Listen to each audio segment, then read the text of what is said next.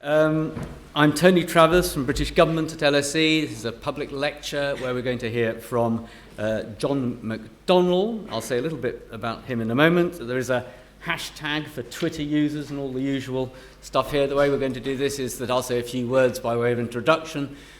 John will then speak, and then we'll open it out for questions and answers. So just a very few words of introduction. John McDonnell's been MP for the West London constituency of Hayes and Harlington since 1997, where he'd previously been from 1981 to 86 a Greater London Council member. At the GLC, he was chair of the Finance Committee in Ken Livingstone's administration, and there he spearheaded full-on opposition to Mrs. Thatcher's rate-capping policy, although, as we know, in the end, the GLC eventually turned away from outright illegality. While a GLC member, he also, according to a recently published book about the London boroughs, and I quote, took part in a sit-in on the zebra crossing in Pump Lane, Hayes, to protest against delays in building a bypass. In this instance, at least, a pro-roads campaigner. Following the abolition of the GLC, John McDonnell was briefly employed at Camden Council and then became Chief Executive of the Association of London Authorities, and after that the Association of London Government, where he represented London boroughs of all parties in their relations with central government in Europe. In Parliament, he's been a consistent opponent of the expansion of Heathrow Airport. He voted against the Blair government on a number of occasions, notably over the Iraq War, foundation hospitals, top-up fees, and trust schools. His views on a number of issues, notably Northern Ireland, have often been seen as controversial. He served as the chair of the Socialist Campaign Group in Parliament and attempted to stand for the post of Labour leader following the resignation of Tony Blair in 2007, but was unable to gain sufficient nominations to run. He's also chaired the Labour Representation Committee, a left-wing group of Labour activists, local parties, trades unionists, MPs. He was one of the MPs who nominated, I'm nearly finished, who nominated Jeremy Corbyn to be leader of the Labour Party and went on to manage his winning election campaign and was subsequently appointed Shadow Chancellor in September 2015. And he now has to oversee the formulation of Labour's economic policy for the next general election and then to convince the electorate that Labour can be trusted with the economy in 2020. And it's on those issues he's going to speak tonight. Ladies and gentlemen, John McDonnell, the Shadow Chancellor.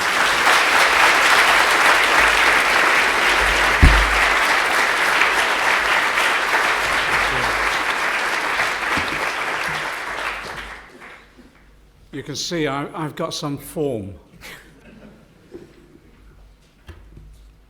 About, 10 months ago, I was, to be frank, I was looking forward to a slow drift into retirement and hoping to be seen as a sort of an elder statesman on the left, grumbling at the back of a hall like this about why they hadn't followed my policies, and that's why we didn't have a socialist government.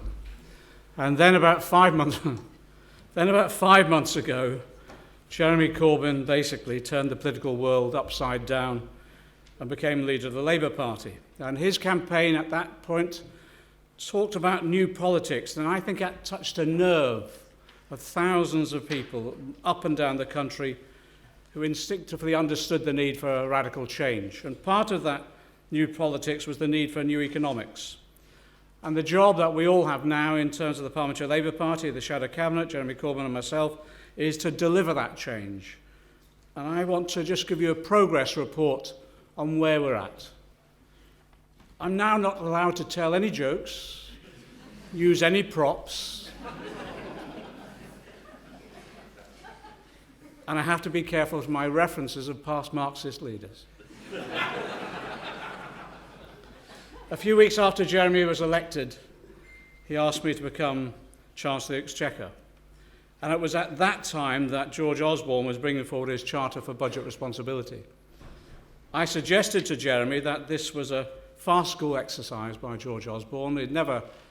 He himself had criticised Gordon Brown's Charter for Fiscal Responsibility and described it as farcical, but brought forward his own. So I suggested to Jeremy I didn't want us to lose our first financial vote because I wasn't convinced the Parliamentary Labour Party would vote against the fiscal responsibility charter that Osborne was bringing forward. So I said to him, look, leave it to me, let me rubbish it, have as many jokes at Osborne's expense as possible, and then, well, let's just vote for it because it's meaningless anyway. We then went to the Labour Party conference, and what was interesting was that 2,500 additional people turned up Labour Party conference last year.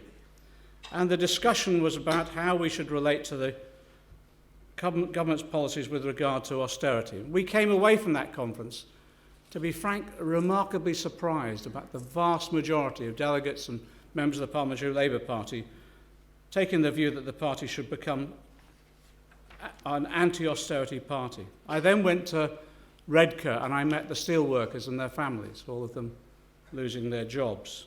And again, what came out of those discussions was the clear need for the Labour Party to be articulating their view of how they were being treated, particularly with regard to the failure of government to intervene in the economy and also with regard to the austerity policies that were being implemented in their community. So we came back and we opposed the fiscal charter.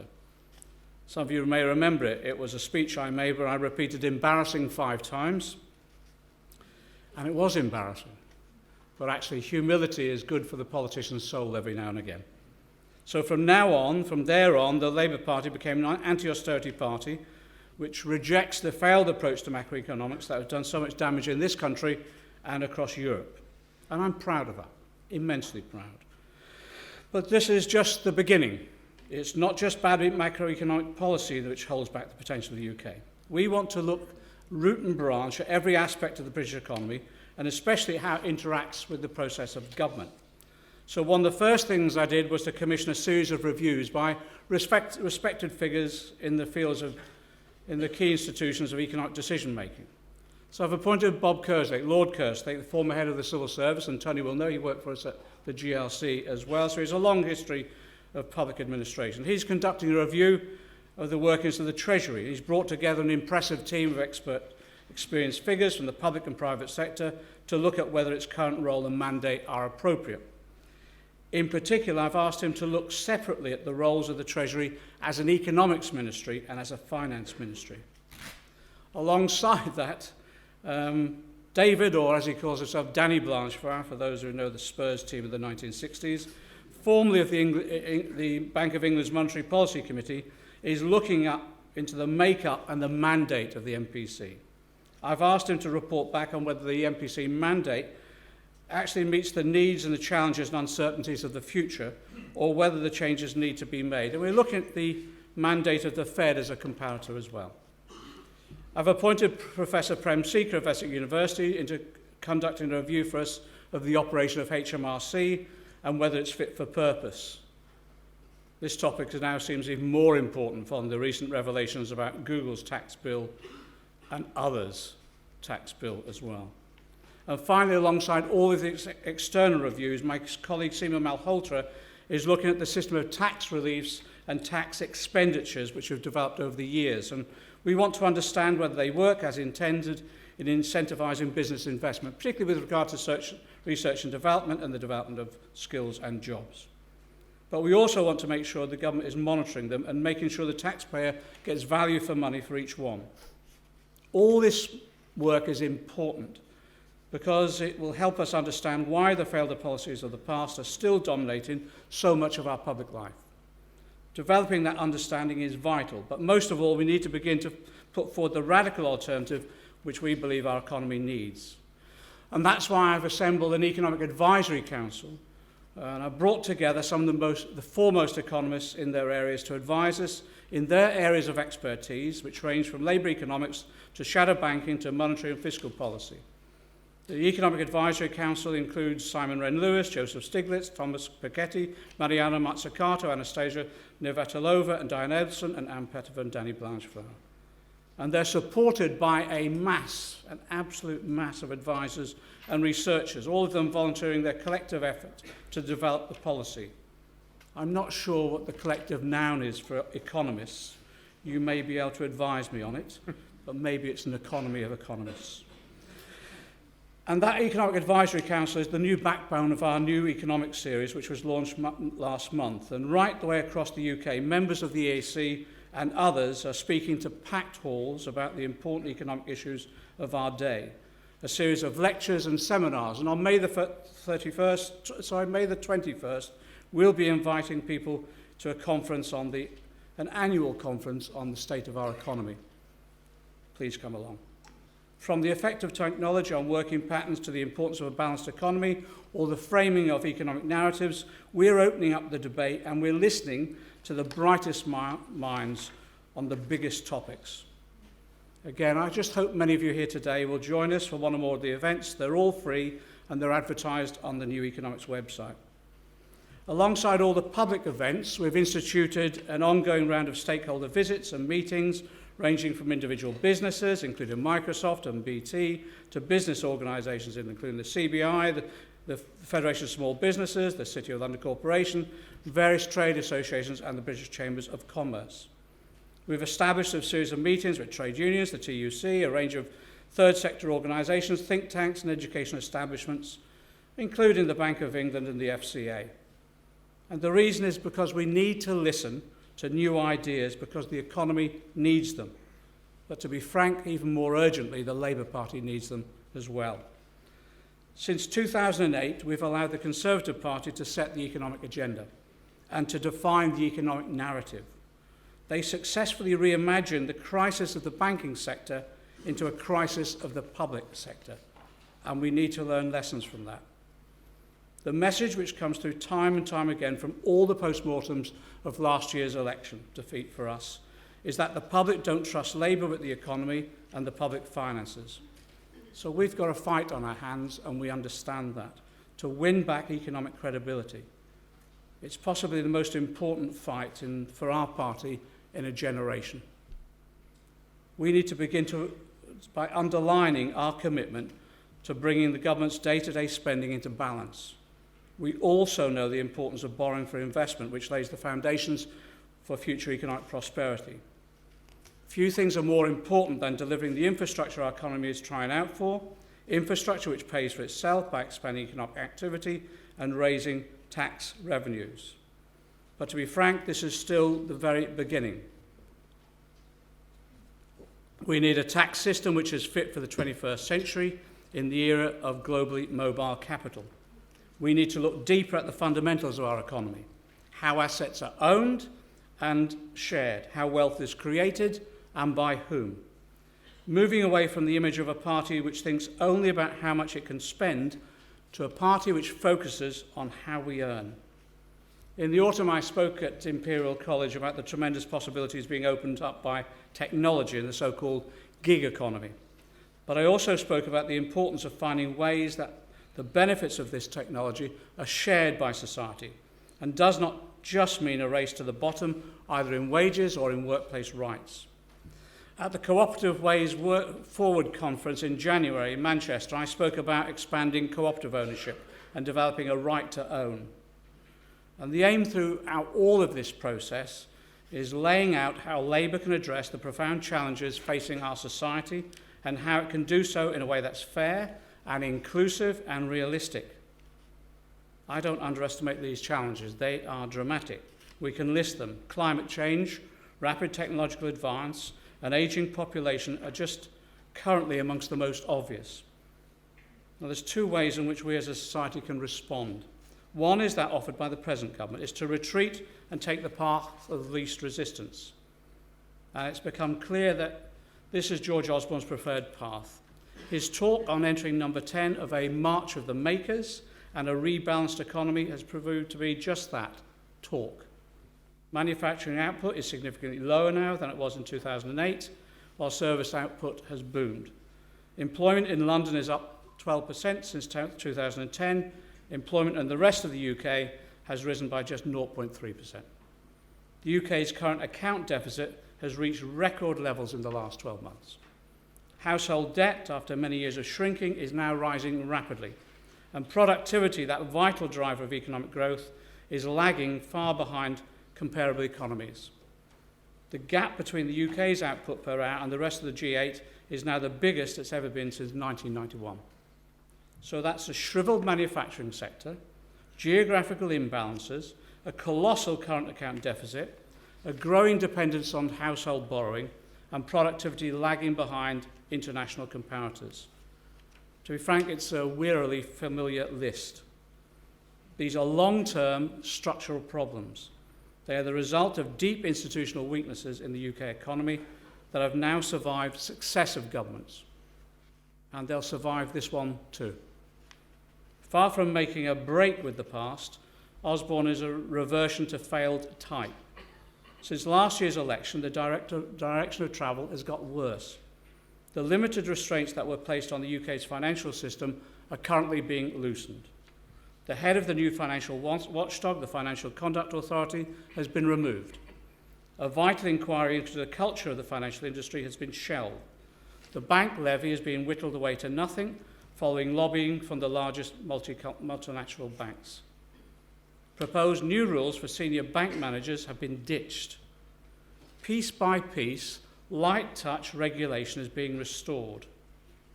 So the only sole novelty that Osborne has offered is austerity. And to be frank, this has little to do with sound economic management. There's now close to consensus amongst macroeconomists that the austerity experiment has failed. Austerity is not an economic necessity, it's a political choice. It's about how the state operates in relation to the economy and society as a whole. It's a choice for the UK economy that is politically easy, since it works to benefit the powerful vested interests that exist within our society. It's a short-term choice. It leaves society dangerously exposed to the challenges ahead. I was interested in an article by Maurice Obstfeld. He wrote it shortly before becoming chief economist at the IMF. It was a fascinating paper on how austerity can make political sense for some. It's entitled On Keeping Your Powder Dry. It describes how countries with large financial sectors must also maintain small governments. This is because a large financial sector imposes a high risk on the kind of systemic failure we saw in 2008. But when the private financial system fails, it's the public sector that must step in at vast expense. Bailouts must be arranged and deficit spending used to prevent a colossal slump. So governments must be small if financial sectors are large, because they need, as Obstfeld said, to keep their powder dry. I just want to quote him, because I found it a fascinating, insightful article. He said, "Our increasingly complex financial systems seem inherently prone to at least some instability. A precautionary approach to fiscal policy is essential for the credibility of government promises to support the financial system." To be frank, I believe that describes our current predicament absolutely perfectly. Austerity is about cutting the public sector down to size in case of further financial crises. It's a profoundly conservative choice since it works to the benefit of the UK's vested interests. Finance must be allowed its position in the driving seat. Multinational corporations must be allowed free rein, virtually setting their own tax rates, just as Google had done. It means doing nothing about the problems and long-term weaknesses that led to the 2008 crisis. And it means leaving society dangerously exposed to the new challenges. I'll just give the example of what happened over Christmas, how cuts to flooding defence systems left tens of thousands exposed to flooding. Our best predictions on climate change are that extreme weather like this will become more frequent in the future. And it's only collective provision that can help deal with this. It's also when working conditions are undermined and social provisions reduced, it means that those jobs created by changing technology are left at the mercy of the market. So when Osborne proposes cutting tax credits, it meant thousands of our new small businesses and the self-employed were facing serious cuts in their standards of living. We need a social safety net to cope with how technology is transforming the world of work. Austerity cuts away at that safety net.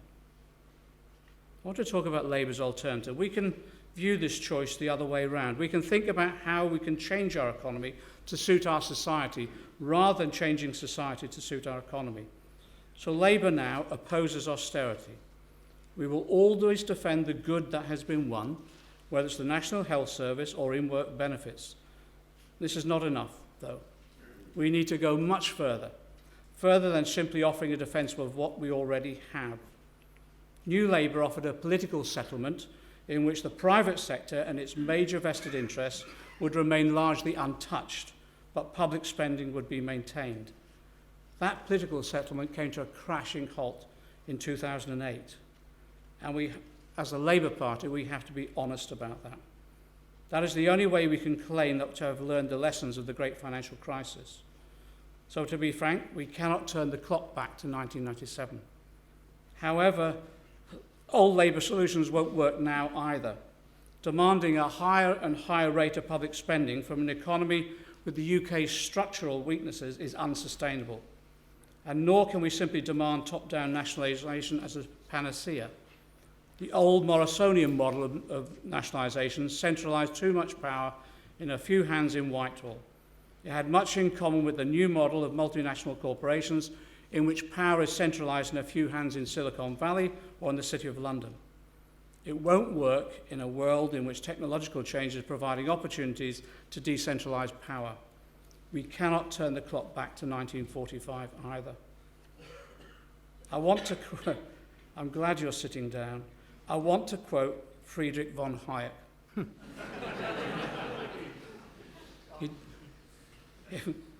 He taught at the LSE for many years. He's somewhat politically distant from myself, fair to say. But he did raise a profound point about how information operates in a society when he noted that centralised bureaucracies can be overwhelmed by the information processing demands of complex modern societies. His preferred solution was to allow the market to act as the information processor, but I believe it was equally unviable and proved to be so. Markets can be crude information processors at best, as the crash of 2008 showed, and they still create unviable bureaucracies as well. So we should look instead to how different forms of organisation can operate in the economy, not just the capitalist firm or the nationalised industry, but many different ways of organising ownership and production. We need a far more sophisticated argument about ownership that doesn't just fall into a caricature, either pure privatisation or pure state control. There's a rich tradition in the British Labour movement of this kind of thinking. There's another LSE academic, Harold Lasky, did much to promote the idea of decentralised socialism. Or we can look at the cooperative movement from the Rochdale pioneers onwards, or at the self-management and workers' control and ownership examples of the past that have been developed in other European countries as well. We have, too, a tradition of bringing different voices into management. Other countries like Germany do this better, but here, too, we can think about the experiences and knowledge of the shop floor, how it can make its way into management decisions through worker representation on boards and oversight committees. Decentralisation and social entrepreneurship are part of the left. We have to move beyond tax and spend or command and control. Democracy and decentralisation are to be the watchwords of our new economics, our new socialism. We need a state that can address the serious challenges we face, but we need an economy that maximises opportunities for real progress that technological change offers. Getting this balance right will not be easy. We've got to find a different way to the future. So to make this work, we need a wider conversation about the major institutions in British society. Without addressing how these institutions charged with managing the economy operate, we'll not be able to implement a path to the future. What are the best ways for the Bank of England and the Treasury to oversee the economy? How should these relationships function? How can we democratise these institutions? How can our giant financial institutions function for the good of the whole of society? And can they function viably at all on this scale? How can multinational corporations make a contribution to wider society, particularly via the tax system? How do we promote and encourage new, more democratic ways of running businesses? By launching a series of reviews of institutions, I hope to start this conversation. It's going to be a challenge. This country is well used to a political conversation that fixates on the short-term knockabout. Parliament, has to be said, positively encourages it. But if Labour and the left are serious about offering a viable alternative, It is a conversation we've got and we must open up. And if we are serious as a society about creating an economy that can not just match the challenges ahead, but begin to create opportunities, it's a conversation, to be frank, we must all be part of. We can create a fairer and more democratic society. Let me state our aim. Our aim is to create a radically more equal, fairer, and more democratic society based upon sustainable prosperity shared by all. I hope that you and the institution that is the LSE and all its staff, its students and others will make their contribution to this conversation and this venture. Thank you very much.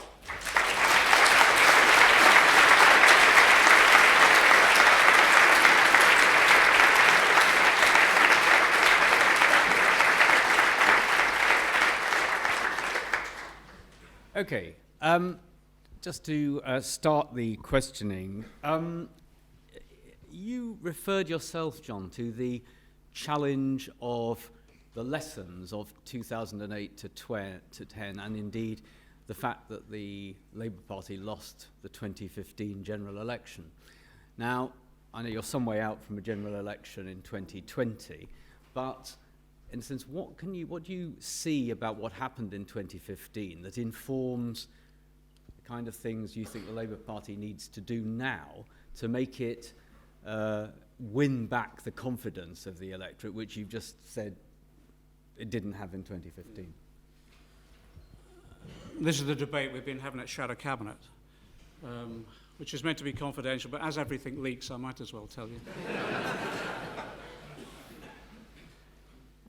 It's interesting, we've been trying to brainstorm the ideas about why we lost in 2015. And it was, the Clinton thing, it's the economy stupid, and it was about economic credibility.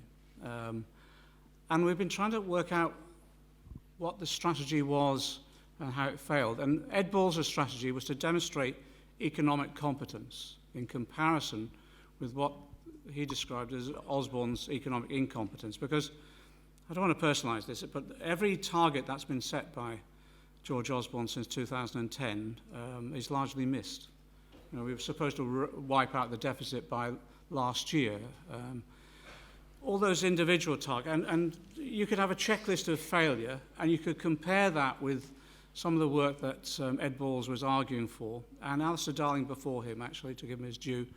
And actually, if you compared economic competence, I think Ed Balls, to give him his due, we had a few minor disagreements over time, but to give him his due, actually, I think he demonstrated a more thorough understanding of the economy and actually a greater level of economic competence in that sense. But actually, what we discovered is, despite all that, people believe the Tories more than us. And so narrative actually overcomes competence. Do you understand what I mean? Because the Tories had a very simple narrative. And it was extremely successful, and they just repeated it ad nauseum for virtually 5-6 years. And it was basically that the deficit was not caused by the economic crisis, it was caused by a Labour government overspending. The one that really gets up my nose is fixing the roof while the sun shines. You heard that one? And then the next bit was the economy. They wanted higher wages, low taxes, etc. And they just repeated that continuously, and people believed them. So the issue for us now is, I think we've got to do both. We've got to both demonstrate economic credibility through competence, but you've also got to get the narrative right as well. So a lot of our work that we're doing at the moment is, in all the meetings that we're doing around the country, is talking about what people feel about the economy and what the narrative is for them. And I think the greatest lesson for us is that propaganda issue. Narrative beats competence, believe it or not. But eventually competence does catch up on you. So we've got to get both right. We've got to demonstrate we understand the economy, we've got ideas for the future that are practical, pragmatic and realistic, and will be successful in gaining that prosperity that's shared by all, but we've also got to get the narrative right. And a lot of the work we're doing now is around that narrative. What's interesting as well, you can blame the media for a lot of this, and the media has not been the kindest to me and Jeremy Corbyn in recent months. There's young people here, I don't want to disillusion them, but you can't always believe you read in the Daily Mail. I don't want don't want to upset you at all. But what's interesting, what Jeremy Corbyn's campaign demonstrated was that you can develop your own media. One of them is social media, which we'd never had available to us before, and that's was proved to be incredibly successful for us. But actually, word of mouth as well. Some of you know, Tony said that I chaired Jeremy's campaign committee, and I did the traditional left thing, you know, book the halls, don't book any hall larger than 100 people, and make sure that you can move the chairs to one side in case no one turns up. And what happened is that we booked the first one for 100, 500 turned up, the next one for 500,000 turned up, and it just went on like that. Jeremy did 100 meetings during that campaign. You know the joke, he asked me would I tour around with him, and I said, look, it looked like the last of Summer Wine on tour if we two went round. But what was interesting, we literally, he packed halls out, and it was because people are hungry for a political debate and discussion. So word of mouth has become incredibly effective again. And that creates an opportunity then to develop a narrative which is based and honed down through debate and democratic discussion. So they're the lessons, really, particularly on the economic front. You've got to get the economic argument right. You've got to make sure you're competent and demonstrate that. But you cannot win solely on that. You've got to get a clear narrative as well. Okay, right. Let's take some questions. We'll start. I'll try and do these 3 at a time to get as many in as possible. Let's do 3 on this. Let's try a gentleman there who's on the front row. Woman there, and then the man behind, just randomly gone. Nico McDonnell, Chief Executive of the Research and Development Society. John, I was interested, you talked about Imperial College and digital industries and technology. If we're going to grow the economy, I'm sure you'll agree, need to be innovating, doing R&D, creating new industries and new products and services. What's your perspective on this in terms of current policy, things like tax credits, skills, and the broader blue skies research? Okay, good, nice short question. And the woman there, yeah. Hello, John. Carol Wilcox, Labour Land Campaign. Here again. I just wanted to say to you, I'll ask you that you will have a look at Jerry Jones and my paper on how to implement a land value tax. It's not easy. But I just want to ask you this question. What do you think about this idea of basic income, which I'm dead against?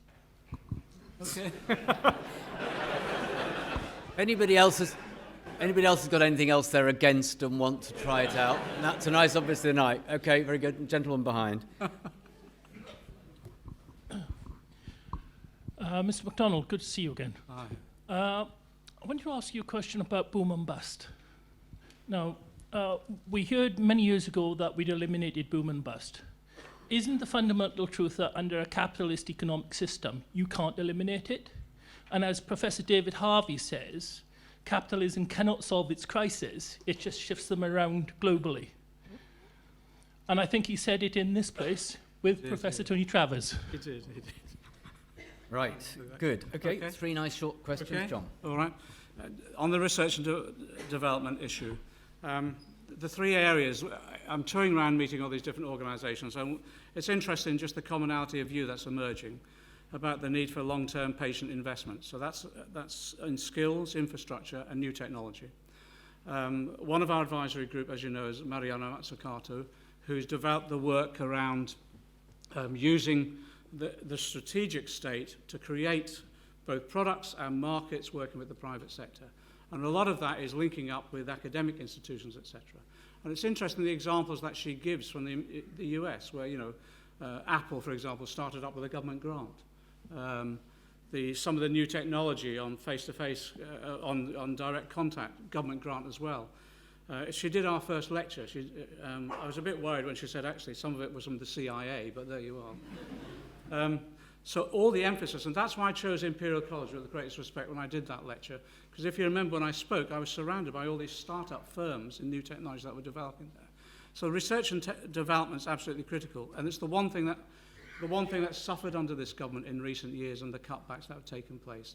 And we've offered a cross-party approach on this to try and look at how you get long-term investment, patient investment beyond the life of one parliament, so it's not all this stop and start, particularly with regard to research and development, and particularly with regard to investment in our academic institutions, most of which now are working very closely with the private sector to do that.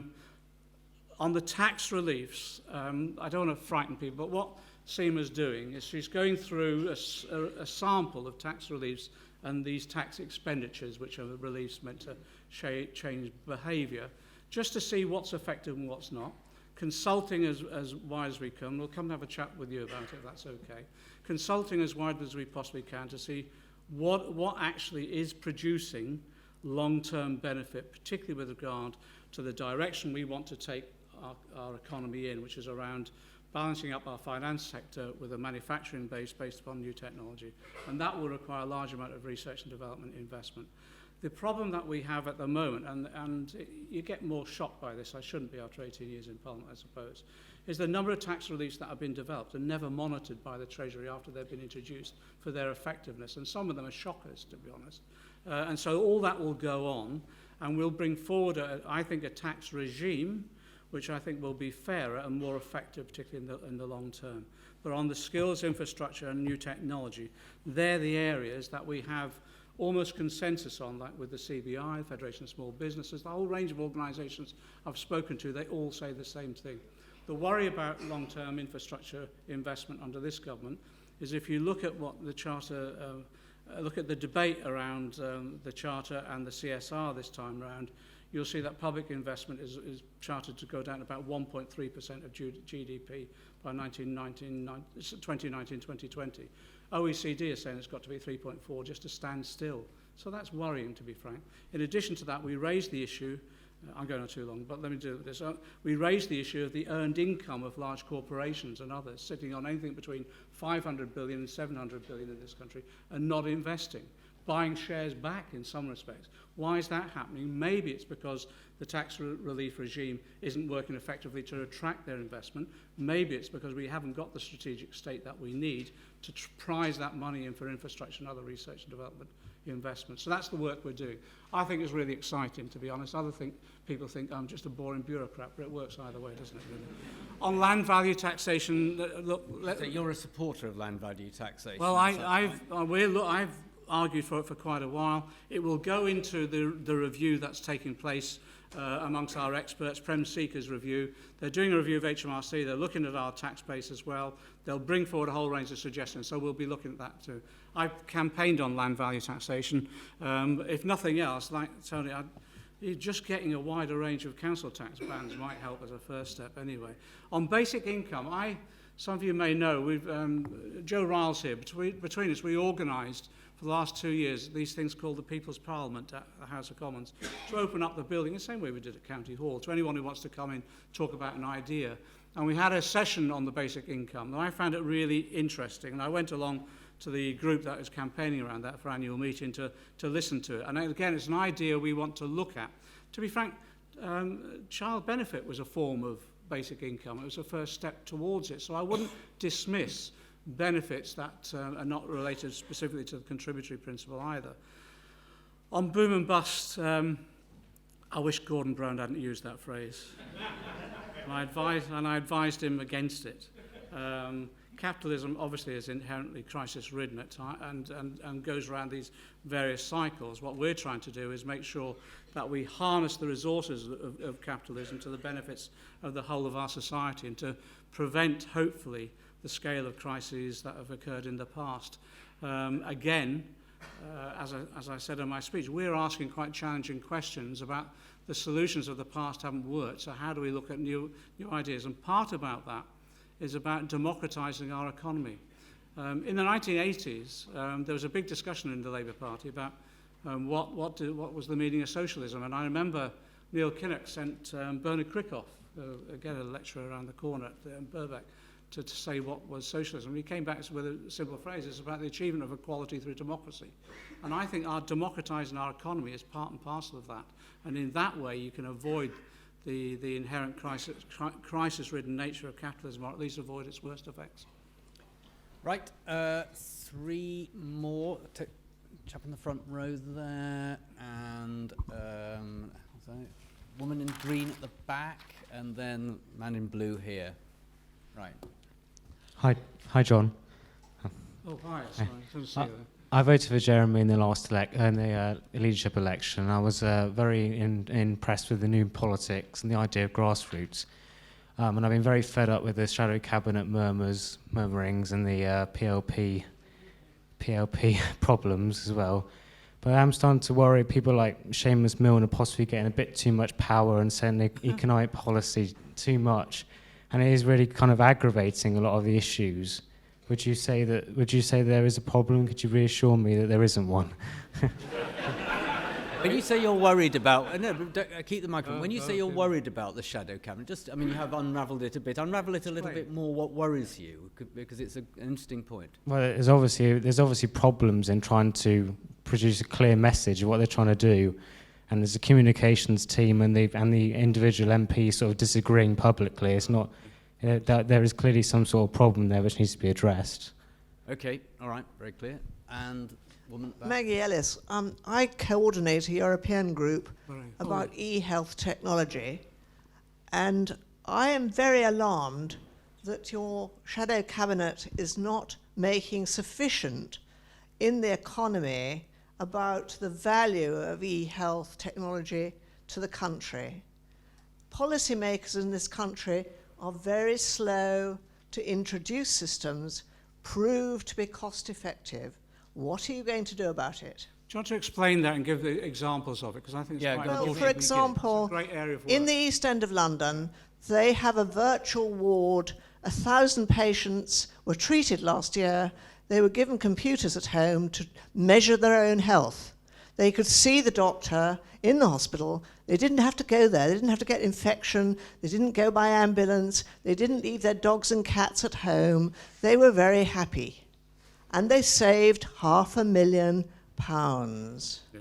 Why aren't we doing that everywhere? Why aren't you putting holes in Mr. Hunt's health system? Okay, very good. And then man here in blue. Sorry to recognise people by colour, but it's the easiest way. No, in blue, this chap in blue. To be, We'll get back to you. We'll get back to you. Don't worry. Richard Melville, Cellularity. In 2008, I think it's fair to say that Iceland fared probably worse than we did. Unlike us, they allowed their banking system to completely collapse, and they've now rebuilt it in a manner that they claim will better benefit the Icelandic people. After a few years of horrendous decline, the economy now seems to be doing rather well. Perhaps, do you think we should have maybe done the same thing? With the banking sector looking to head into maybe troubled waters once again, what do you advise that we can do to head off trouble? okay. And on the matter of the shadow cabinet, because you will be aware as anybody that what's gone on since the new Labour leadership took over does look, on occasion, a bit chaotic. And to be serious, in a sense, the splits and the difficulties that are referred to clearly, if I don't want to speak on your behalf, but undermine even people who support you or supported you and voted. Yeah, okay. I'll let Seamus Milne know you find him aggravating. Cheer him up no end. I think it's the nicest thing anyone's said about him for ages.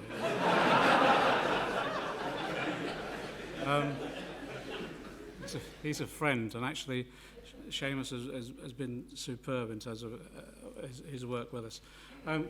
Let me just say this.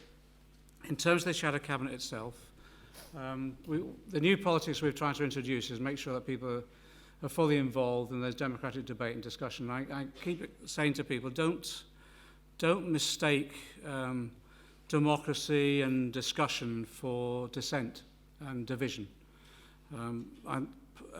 The media and others need to get used to this new style of politics, which is allowing people to express their views and then hopefully then coming to a democratic decision and us holding to it.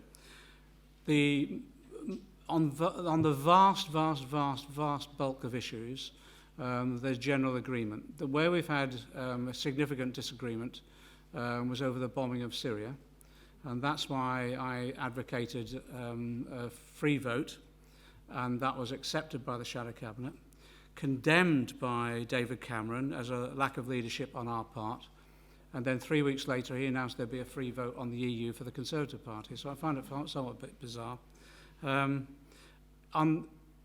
You will find also within the Parliamentary Labour Party, again, the vast bulk of the Parliamentary Labour Party are supportive and just want to get on with the day job, which is opposing the Tories, developing the policies for the future and campaigning within the country. But we have a media that obviously will try to highlight and dramatise every disagreement that happens. And it's interesting, the last couple of days, that's happening within the Conservative Party as well over the European Union.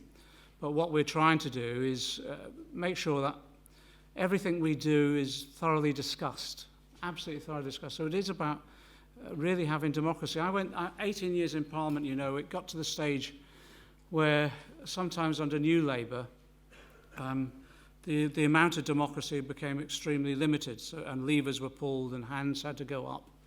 And it was the same. We whittled down democracy throughout the party. We hollowed it out to a certain extent, reduced the role of the Labour Party conference, constituency views were not particularly well heard. And as a result of that, I think, to be frank, we made mistakes.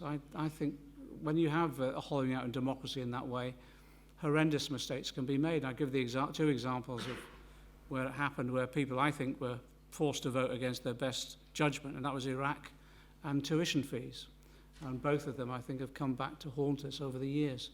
So within the Shadow Cabinet, I think there's an element of loyalty and commitment that we'll continue to work on. On some issues like Trident, where there is clearly differences of views, we'll manage it through a democratic process.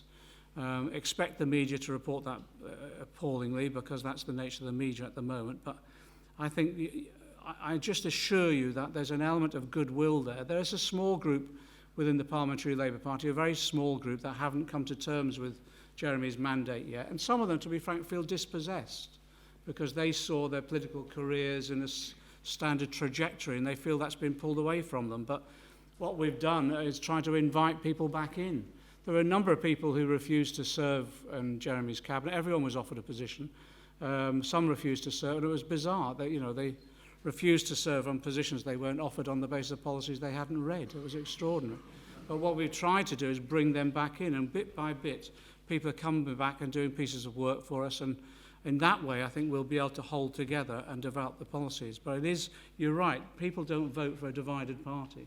And what we've got to do is learn some lessons as well, I think, about how we handle the media. Even though it is hostile, as I said, we've got to create our own media more effectively and maybe not lead with our chins so much. And I'm as bad at that as most of them, to be honest. So we just learn lessons. We're 5 months in, and I think the way in which the development of policy is happening, the way in which we're developing the campaigning approach within the country itself, narrowing down our message and sorting out our narrative, I think you'll see coming to fruition and reassure people over the time. That doesn't mean to say I don't want to brain some of them at times, but that's democracy. And I just say I would rather have that than what we've had in the past, which was the quashing of debate and any form of dissent.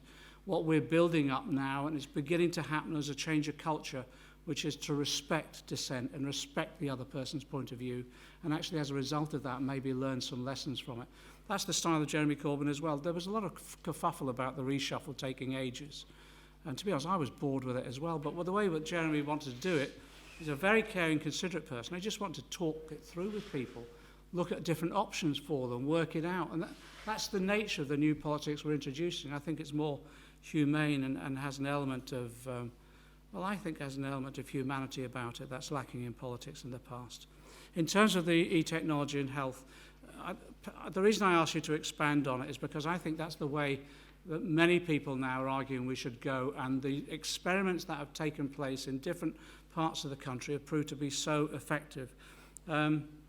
You're saying we need to take it on board more. We are, but I think I'll invite you in to come and have a chat with our health team, and you can talk about what the direction you feel they should be going. But it's certainly one that professionals and others have been coming to us with examples about how, and again, this is small amounts of investment can have long-term real benefits, but we need to do it now. And people are so creative in the NHS, coming up with their different ideas. I give the example in my own area, is my local hospital now is looking at linking up at Brunel University, which is around the corner, and looking again at every aspect in the university, about every department looking at how they can relate to health. And that relates from new technology, it relates to engineering, and it even relates to getting down to some of the management theory about how you manage the whole operation on the NHS site at Hillingdon Hospital. I agree with you, that's the way to go, and I think really exciting. Come in and see us. The issue around Iceland, look, when it came to the collapse, I was the first MP to raise in Parliament Northern Rock and granite. If you remember, granite was the euphemism for the tax haven offshore, etc., which they were laundering money through. And at that point in time, my solution was straightforward and highly expected, highly predictable. I called for the nationalisation of those banks at the time. And Alistair Darling and others refused, and then 2 weeks later nationalised them. And his argument with me is, well, you were bound to get it right in 30 years of calling for nationalisation. But at that point in time, what angered me is the way that they were nationalised, in that we virtually poured money into them, rehabilitated them to a certain extent, but really didn't get much out of it either. We didn't have much control. And my fear at the moment, and John Vickers' piece in the Financial Times this morning, I just read it. It is fundamentally important. All those lessons that we learnt from 2008, I mentioned it in my speech to a certain extent, are almost being unpicked. And if John Vickers, the chair of our Banking Commission, is actually saying that the Bank of England's proposals that have been consulted on at the moment are ineffective, that worries me. Also in Iceland, I have to say, they locked a few people up. They locked a few bankers up. I think it sends a message to some of them, actually. And what worries me is the banking bills going through Parliament at the moment, which is lifting the reverse burden of proof off bankers as well, reducing the regulation overall, and introducing reforms, I think, which again, as I agree with Sir John Vickers to a large extent on this, is loosening the regulation so that makes us vulnerable to the prospects of abuse in the future. I find it deeply worrying. If you were Chancellor in the near future and an RBS was in part or in whole still inside the public sector, or you had control over it, would you want to keep it there? I wanted to retain RBS, and that became our state investment bank. Because one of the ideas I thought was excellent that Ed Miliband brought forward was about the banking sector. We need to make sure that we have smaller banks, regional banks, etc. Even the local authorities again becoming involved in lending, particularly the old GLC days. We gave mortgages out, we took equity stakes, etc. So I want to see a decentralised banking system and not dependent on Big Four or Big Five. But if we were going to look at long-term development of our infrastructure, it would be good to have a state infrastructure bank and to use that. Again, the way in which Osborne has whittled down the banking levy and loaded some of that charge onto the challenger banks, again reinforces the centralisation process that got, with regard to banking, that has got us into trouble in the first place. I find it worrying. Okay, right. 3 more. Do it in threes. Chap in the middle here. Man in the middle. Then over there. And over here. Female speaker over here, perhaps. Don't too many men. Right, well, I'll just take these two and then I'll worry about over there in a moment. Right. Who did I say first? Right. Yes, here. Right. Thank you very much. John Neom, Labour Party member. Wondering what is the European dimension to Labour's economic policy, bearing in mind we're bound to be asked about it in this referendum whenever it takes place. Okay, nice and clear. And there was a man there in a shirt, yes, with a shirt and tie this time. Blue shirt, reddish tie. Hi, Chris Everett.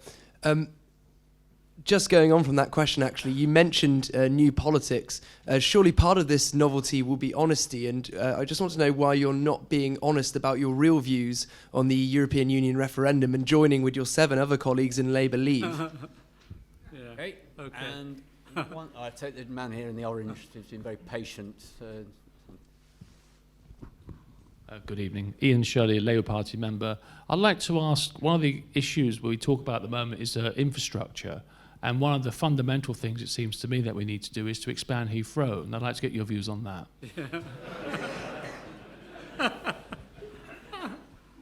These are all non-contentious. In terms of, let's wrap the EU questions up. In terms of the EU campaign from here on in, obviously our policy position is to remain within the EU. That was the agreement we came to argue for reform from within as well.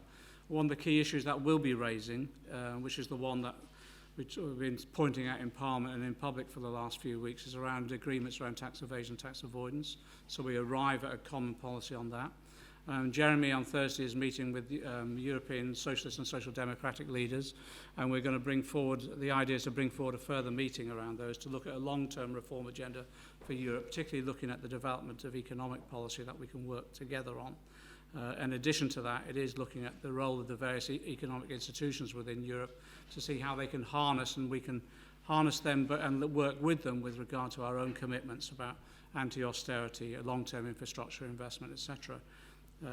What's interesting is that what the EU debate has done for us, I think now, has opened up not just the narrow debate that Cameron's having, which is more about party management than anything else.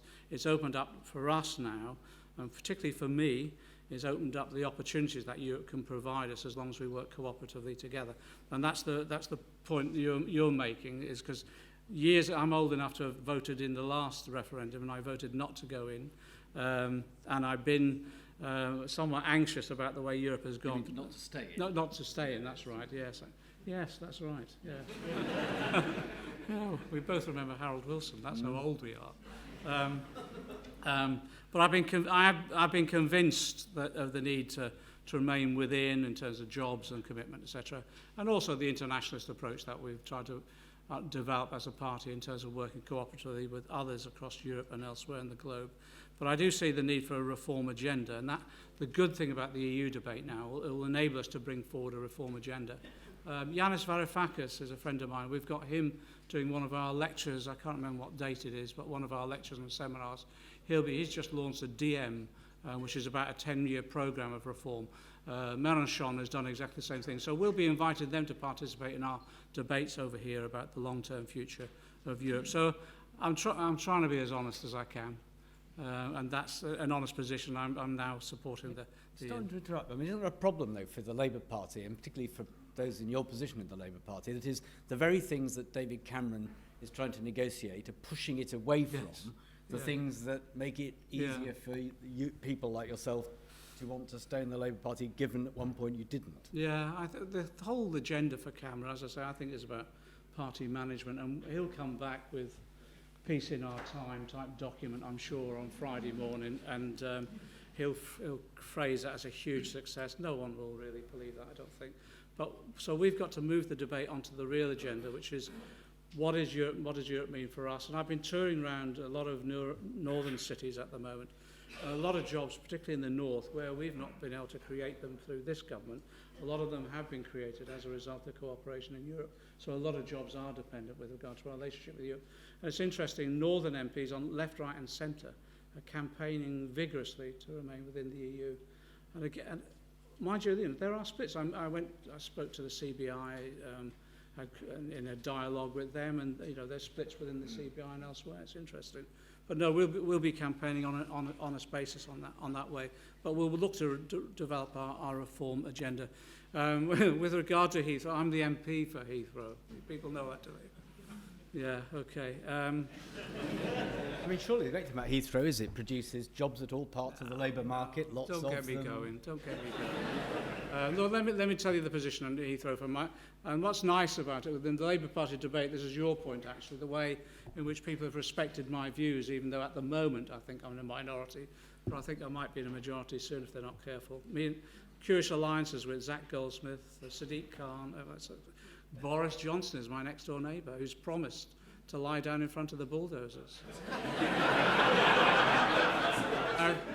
If that's not an incentive supporting the third runway, I don't know. But for me, let me just so you know my position. I'm opposed to the development of the third runway at Heathrow. I don't think it's necessary. I think we need to coordinate the 5 airports that serve London in that way, because Stansted's half empty. In that way, we'd be able to cope with the increased demand that we have. But just so you know, in my constituency, 4,000 homes would be rendered unlivable by either air pollution, noise pollution, or air pollution in particular. That's 10,000 people forced out of their homes, schools, communities. At one point in time, they were planning to put a road through the local cemetery where friends and many of my local families are buried. So it's unacceptable environmentally. And if we are really going to tackle climate change, I don't think you can have the expansion of aviation on this scale. But that's a whole debate. On your point, we'll have it honestly within the Labour Party itself. We'll arrive at a decision, and people's views will be respected, particularly their constituency interests. But on the infrastructure thing itself, leave aside Heathrow, we've got to sort out long-term patient investment. The Mariana Mazzucato argument, particularly around infrastructure. Now, when it came to the flooding issue, I contacted George Osborne and said, look, we'll do a deal with you. Let's sign up on this issue, because the last Labour government, to give them their due, did exactly the right thing. They got the PIT review, PIT put forward long-term infrastructure proposals, a long-term investment plan, and to give the Labour government the due at the time they signed up to it, then that was cut in 2010. And I said to Osborne, we can't have, on issues like this, particularly big infrastructure projects, we can't have this short-termism. I'm willing to sign up to certain projects on a long-term view beyond the life of one parliament. I never got a response, but I'm going to keep on pushing it on because I think it's absolutely critical. I go around everywhere I go, there's infrastructure projects that are held up, or the ones that are happening are going out of budget dramatically, not particularly well managed. We set up a proposal in our manifesto about setting up an infrastructure commission. Osborne's done that, and I welcome that, and they've appointed Lord Adonis. He's a great guy, and he'll do a good job, but it needs the resources invested into it, and it needs a relationship between the strategic state and the private sector to enable that to happen, and I can't see that happening. That's why issues around Northern Powerhouse and all the rest. If you want my record on track on the infrastructure, Tony will know, we built the Thames Barrier and the GLC. We built the Thames Barrier 30 years ahead of its time when people were not talking about flooding at that point in time. And it demonstrates actually with foresight, but we did it on the GLC, and Tony will tell you, cross-party support, signed up beyond the life of one administration, and that's what we're offering the Tories at the moment. Okay, and another round. Yep, woman there, and it's so hard to see hands in the yes behind the computer there. So, woman in the grey.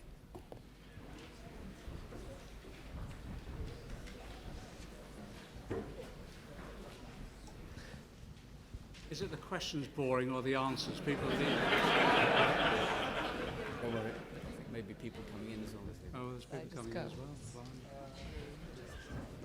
Okay, let's take the question.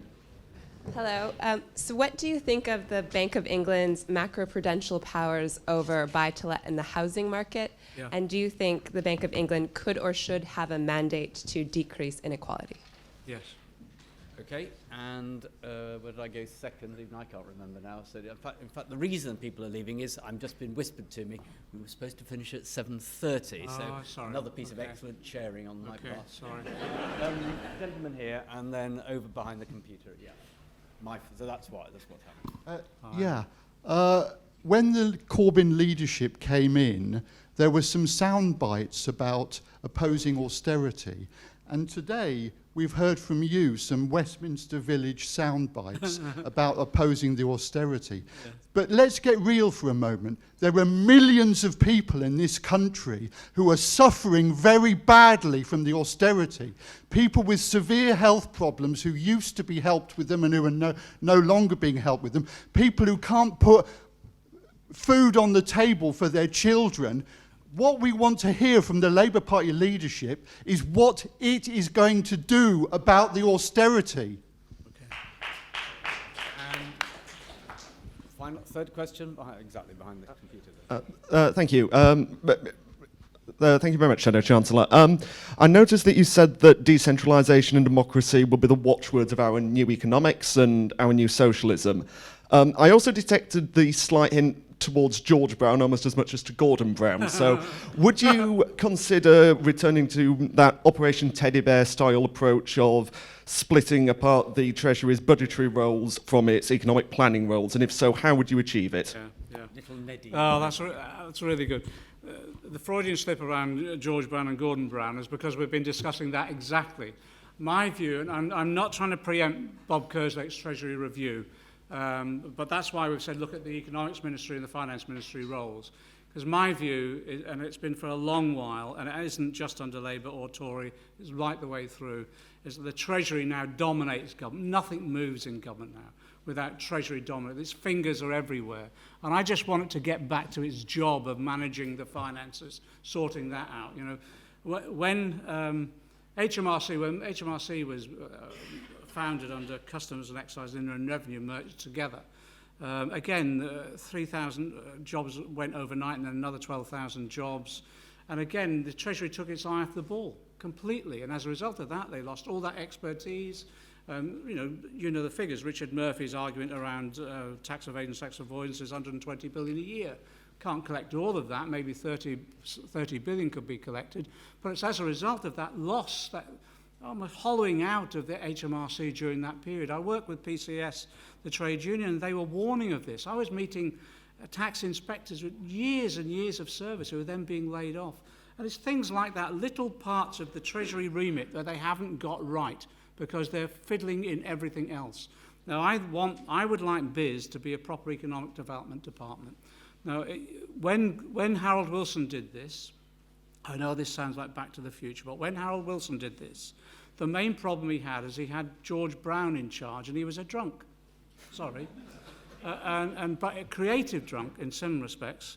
And he had his own ideas that actually, if you look at that department, if you look at the statistics from it, the analysis of it, it's quite successful. So even though he failed in the end, he was discredited, etc., whilst it was operating, I thought it was challenging. It was looking at that phrase, Harold Wilson's phrase, white heat of technology and the revolution, all that sort of thing. It was looking at the long-term economic foundations of our country, and I thought it was doing some good work. So I'd like to look back at that. But I don't want to preempt Kerslake's review. We'll see what comes out of that. But interesting, again, if you look at the debates in the 60s that went into the 70s, it was about long-term planning, which I find interesting, not the form that they were looking at, but the form of wider engagement. The other thing as well, let me just throw this on the table too. I'm worried that there's a breakdown of the communication line from the shop floor to government. Now, the way past governments have tried to bring that together is to have these economic development councils and all the rest of it. But we've got to try and look at how the wealth creators themselves, both the workers, the entrepreneurs, the business leaders, how they now communicate into government and develop policy. And also look at their wider remit of changing society.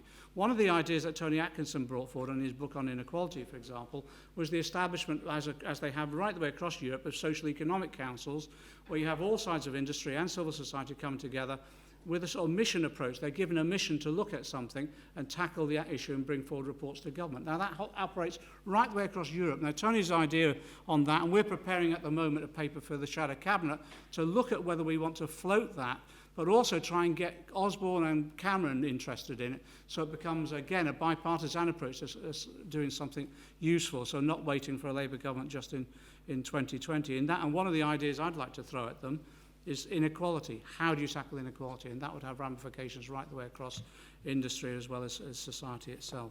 So, yes, as I said, I don't want to preempt Bob's work, but I'm interested in that split and getting the Treasury to do its job rather than to interfere in everything else. In terms of, I'll come back to the austerity, in terms of the Bank of England prudential powers, we met Mark Carney last week, funnily enough, for a discussion, and we raised the issues about the overall issue around housing credit, but also what's happening in London too, the issues around commercial and office development as well, which is taking place, and destabilising the market. Again, in the banking reform bill, some elements which I support, the idea of having the prudential and the financial and the monetary committees brought into the Bank of England, I'm anxious about, but at least giving them equal status, because you recognise now that monetary policy on its own isn't going to work, fiscal policy isn't going to either. You've got to have a look at elements around prudential policy too. And on the buy-to-let market, I just say, Jeremy and I, literally, this isn't a boast, but for the last 10 years or so, we've been like crying in the wilderness over the issue of buy-to-lets and the way they've transformed society and to the, I think, poorly in many constituencies, but in addition to that, in the way in which they've affected the distribution of wealth in this country adversely and increased inequality. That's why when you look at the mandate for the Bank of England, various committees, I favour, and that's why I got Danny Blanchflower starting up with the MPC, looking at the mandate overall, because it would be useful to look, not because the MPC mandate is just about inflation. What about looking at employment, unemployment and inequality? Now you could look at that across the whole of the work of the Bank of England, the three committees that it's got, and I think it would produce a more grounded debate about the policies that the Bank of England is advising government on and also implementing themselves. So yes, I'm up for that. You would consider changing the remit of Yes, and that's why we've got Danny doing the first review on MPC, and then we'll roll out to the rest, quite honestly. But you know what Danny Blanchflower is like riding a tiger. You never know who's going to come up with next, really. But in addition to that, it gives me advice in public, which is always helpful. With regard to opposing us, I agree with you. I agree with you, and we should be doing more, and we will do more. We're trying to mobilise campaigns at the moment, and I'll just give this example. In my constituency tonight, there'll be 200 families sleeping in bed and breakfast. There'll be others sleeping in sheds, garages, rented out. And I've also got a shanty town developed in my constituency, people sleeping by the canal, under bridges, etc. I'll have others who are in employment at Heathrow Airport, who work all hours God send to keep a roof over their heads. Parents passing in the night, their children never see them in the same place at the same time. We've reinvented the back-to-back in my constituency, where the front of a house is rented and the back of a house is rented. Average rent's about £1,400 to £1,600 a month, unaffordable for many families, and as a result of that, they go into payday loans, credit card debts, etc. And that's why I mentioned in my speech the increase in unsecured loan debt is extraordinary at the moment, and it's real suffering. We will do more. We'll try and be more vociferous. We've done the best we possibly can, even with a hostile media. We'll be mobilising campaigns, and we're trying to make that as a feature of our local government campaign elections as well, because local authorities now, particularly Labour local authorities, are being grotesquely victimised, losing grant, and as a result of that, moving from not even discretionary services are virtually gone, now being impacted upon their statutory services. And the one area I fear for is social care, adult social care in particular. And as a result of that, again, it's a short-term saving with a long-term cost, because those elderly people then wind up in accident and emergency units at hospitals and then become this phrase, which are appalling, really, bed blockers, because they can't leave hospital because there's nowhere else for them to go. So it's a salutary lesson from you, and I take it. Okay, we know we've overrun 7:30, so I'm going to only one question, just one, an issue that hasn't been raised at all so far that you'd like to have raised. All right, one, just do it very quickly. A man in the check shirt there, and a woman, I think, over there in black. Just do this very quickly, then we'll stop. Thank you. One of the biggest reasons for growing inequality is families passing on wealth from one generation to another. Gordon Brown, instead of increasing inheritance tax, reduced it. Where do you stand on this issue? Okay, and the other question here? What's your amount? Sorry, I'm wrong gender. Sorry, I can't. Sorry about that. Very sorry. Has Labour given up on the Southwest? Right. No. Curiously enough, this is a coincidence.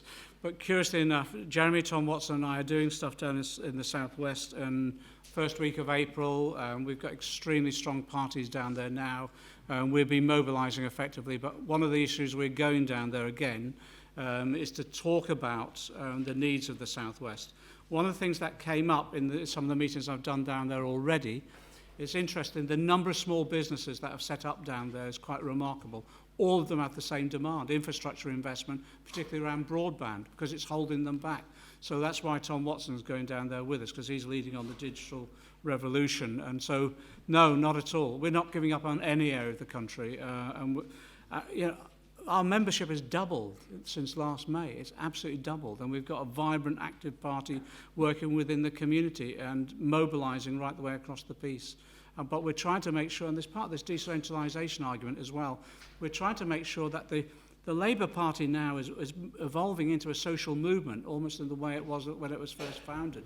And that means working deep within the heart of communities and constructing policies on that basis, no longer centralised from the top. So from the Treasury team, one of the things we'll be doing, rolling out these lectures and seminars right the way around the country.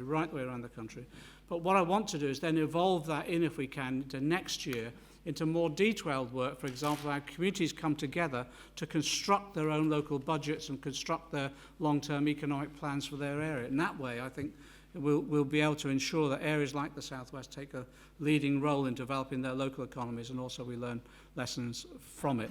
In terms of inheritance tax, let me just say we opposed what the Tories did in terms of cutting inheritance tax to what was, I think, really angry-making for me, and on this new politics, I'm trying not to get angry. I'm halfway through the Jeremy Corbyn course of being nice to people.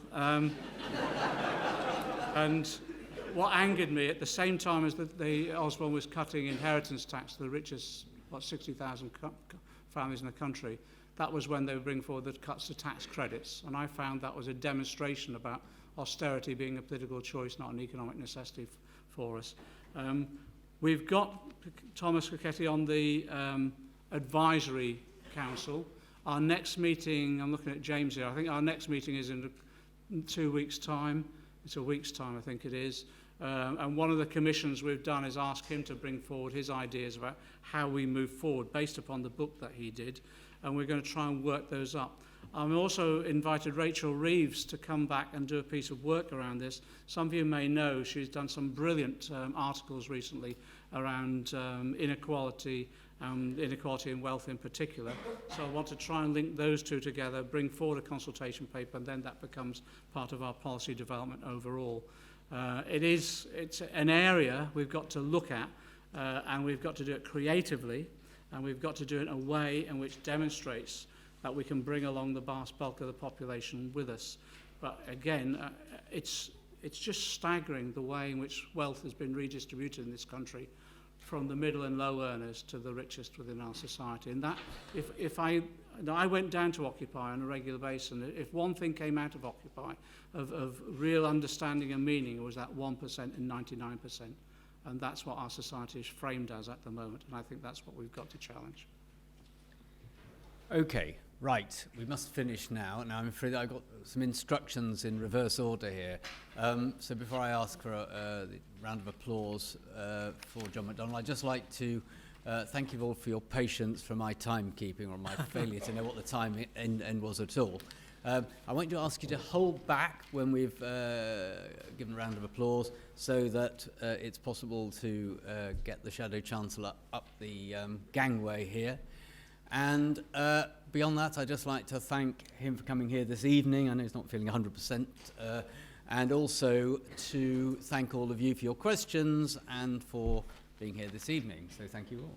Thank you.